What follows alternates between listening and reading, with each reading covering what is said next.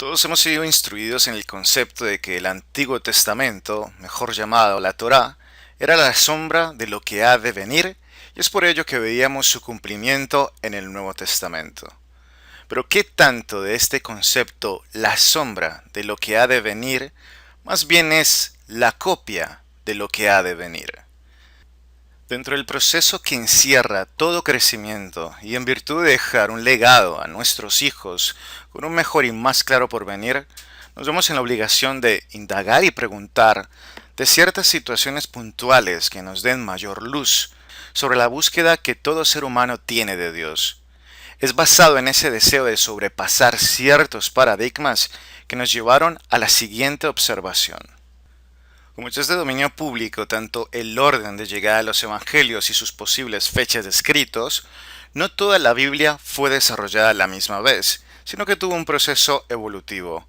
Al menos quien realizó mayor desarrollo y ajustes en las diferentes versiones fue el Nuevo Testamento. Todos sabemos de que el Evangelio de Marcos a la final fue el primero realmente en aparecer, y fue escrito mucho después del Antiguo Testamento en hebreo e incluso de su traducción al griego bajo lo conocido como la Septuaginta, la cual fue completada en alrededor del siglo II BC. No se trata de traer una clase de historia en la cual pueda traer debates innecesarios, pero sí es sumamente necesario tenerlo en contexto para ver esta comparación de historias y que todos podamos ver, sin prejuicios, cuál podría ser la realidad. Si fuésemos llamados a ser jueces en esta historia, ¿cuál sería nuestro justo veredicto? Veamos.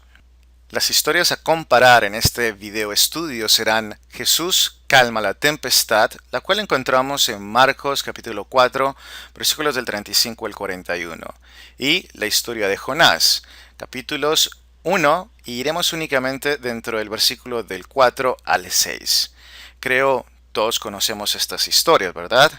Bueno, igual vamos a ir rápidamente sobre ellas. Vamos a ir sobre la parte más importante. Marcos capítulo 4 versículos 37 en adelante dice: Pero se levantó una gran tempestad de viento y echaba las olas en la barca de tal manera que ya se anegaba. Y él estaba en la popa durmiendo sobre un cabezal.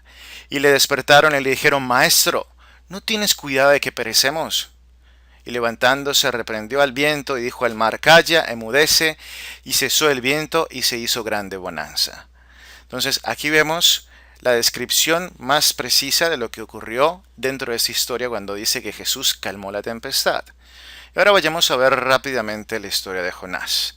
Dice: Pero el Señor hizo levantar un gran viento en el mar, y hubo en el mar una tempestad tan grande que se pensó que se partiría la nave.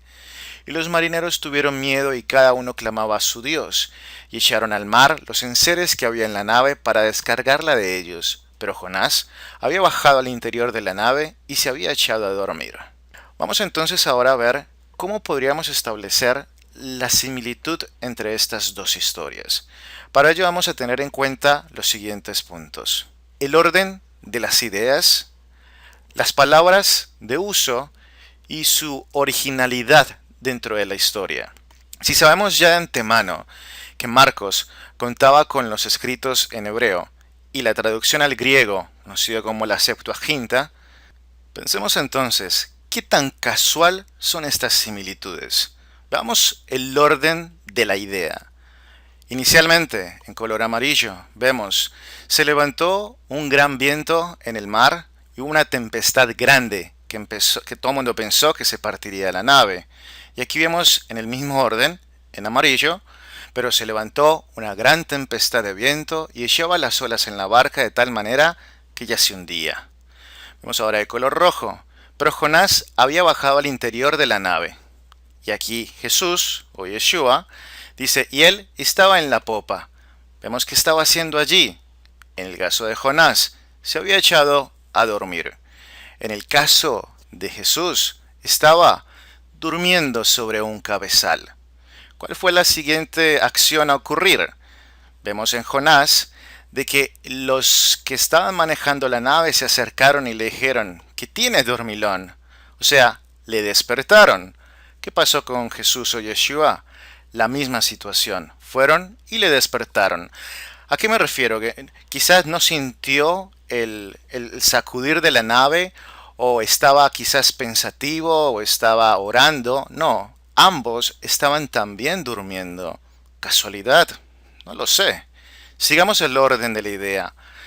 Posteriormente, aquí en el caso de Jonás, vemos de que el objetivo era: apúrate, que todos perecemos, como que reacciona, vamos a morir todos posiblemente.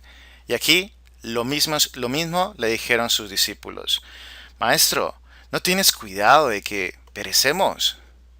Vemos ahora el final un poco también muy similar. Si notamos en la historia de Jonás, dice: y temieron aquellos hombres al Señor con gran temor. ¿Qué dice en la historia de Jesús o Yeshua? Jesús calmando la tempestad. Entonces temieron con gran temor. Vemos de que el orden y las palabras son muy similares. ¿Qué originalidad hay en estas dos historias? Bueno, a esto es lo que nos referimos. ¿Era la sombra de lo que ha de venir o la copia de lo que ha de venir? Todo pareciera indicar de que simplemente ha sido una copia, con ciertas adhesiones y mejoras. Bueno, y ustedes han visto en otros videos como, por ejemplo, la fabricación de Judas Iscariote fue tal cual desarrollada en el tiempo. Ahora, ¿es este otro caso similar? Si vamos más allá de poder observar la casi literalidad de la copia, podemos ver que incluso Jesús o Yeshua hace un comentario directo sobre ese hecho, e incluso admira el logro hecho por Jonás y la reacción oportuna que tuvo el pueblo de Nínive. No olvidemos el mensaje principal de la historia, en el caso de Jonás, que sin querer ir a llevar un mensaje, logró que el pueblo se arrepintiera. Veamos cómo. Dice: y los hombres de Nínive creyeron a Dios, y proclamaron ayuno, y se vistieron en cilicio desde el mayor hasta el menor de ellos, siendo clamando a Dios fuertemente y convirtiéndose cada uno de su mal camino. Y vio Dios lo que hicieron, que se convirtieron de su mal camino, y se arrepintió del mal que había dicho que les haría, y por tal cosa no lo hizo. Extrañamente, Pablo, ni los que vinieron después de él, hacen mención alguna de este evento. Pero ojo, sí sabían que el maestro tenía que pasar 3 días y 3 noches en el fondo de la tierra, así como Jonás estuvo en el estómago de la ballena. ¿Por qué Pablo no hace tal mención, cuando hay una relación tan directa con el evento magno de la resurrección? 3 días y 3 noches, tal como Jonás. Evidentemente, por la oposición que este hecho con Jonás trae ante su forma de ver el perdón, ya que ante Pablo y ante muchos, sin derramamiento de sangre no hay perdón, no hay expiación alguna.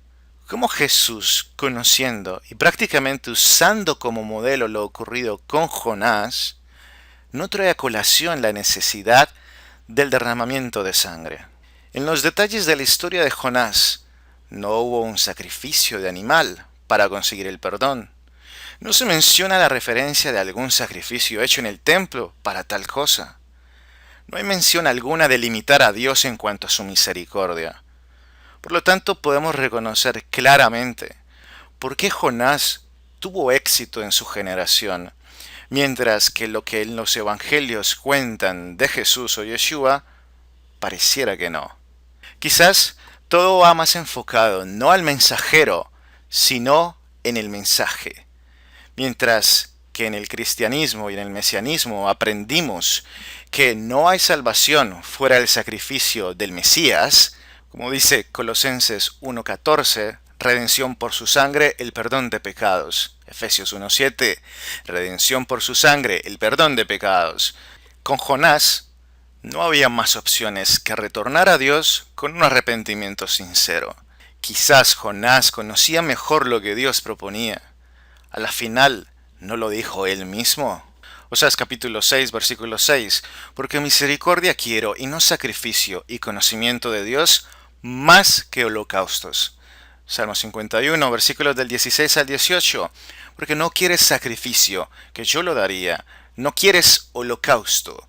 Los sacrificios de Dios son el espíritu quebrantado, al corazón contrito y humillado, no despreciarás tú, oh Dios. Haz bien con tu benevolencia, Sión, edifica los muros de Jerusalén. Y el Salmo 40, versículo 6 dice, sacrificio y ofrenda no te agrada. Has abierto mis oídos, holocausto y expiación no has demandado. Quizás Jonás sabía de que el arrepentimiento directo a Dios sería más que suficiente, a diferencia de lo que Roma propuso a la humanidad. ¿Era entonces la sombra de lo que ha de venir o la copia de lo que haremos conocer?